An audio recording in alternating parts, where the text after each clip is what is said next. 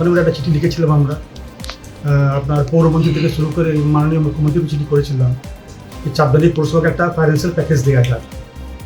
কিন্তু দুঃখের বিষয় আছে কি আমাদের কথা তখনও শোনা হয়নি। এখন যে বর্তমান যে গভর্নমেন্ট আছে আমরা এদেরকেও লিখে আমরা পাঠিয়েছি, 2 মাসের গভর্নমেন্ট, এখন আমি কিছু বলতে পারবো না। কিন্তু আমাদের পৌরসভা চালাতে গিয়ে প্রচুর অসুবিধা হচ্ছে। আমরা প্রতিদিন দেখছি নতুন নতুন আমাদের সমস্যাকে আমাদের ফেস করতে হচ্ছে। তাই আমরা আজকে আমাদের যা 20 জন কাউন্সিলর আমরা ঠিক করলাম যে আজকে আমরা নিজের পদ থেকে আমরা ইস্তিফা দেব। আর আমি নতুন গভর্নমেন্টকে আমরা অনুরোধ করব যাতে যে পরিষেবাগুলো আমরা দিতে এসেছি এতদিন সেটা কোনো বাধা না পড়ে, আর চাপদানি এলাকাতে আরও সুন্দর ভালোভাবে কাজটা হোক।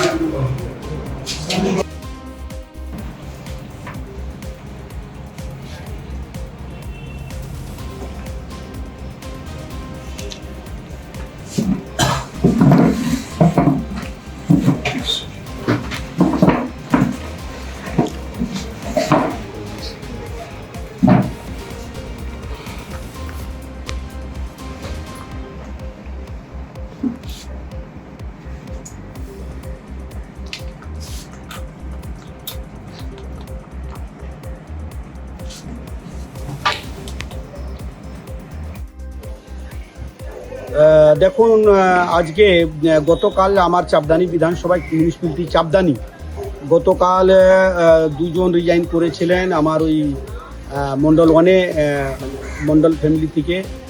আর আজকে 17 জন চাপদানি মিউনিসিপ্যালিটিতে রিজাইন করছেন।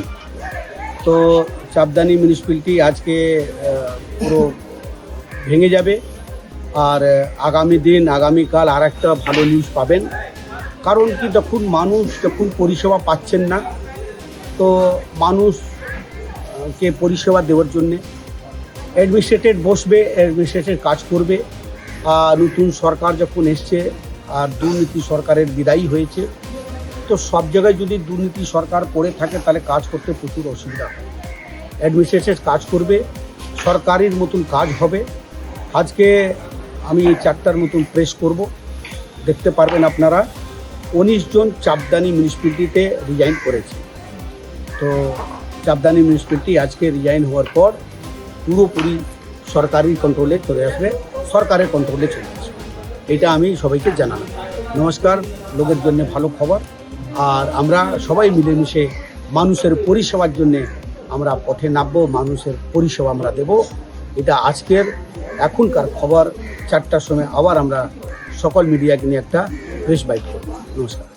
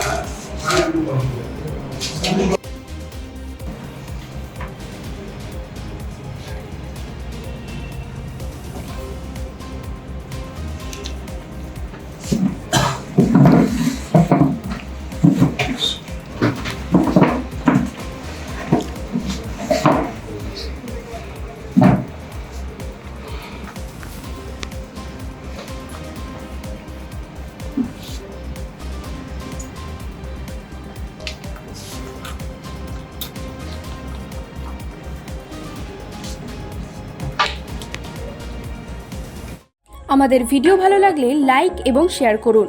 কমেন্ট সেকশনে গিয়ে জানান আপনাদের মতামত। আরও ভিডিও পেতে আমাদের চ্যানেল সাবস্ক্রাইব করুন এবং প্রতি মুহূর্তে খবরের আপডেট পেতে প্রেস করুন বেল আইকন।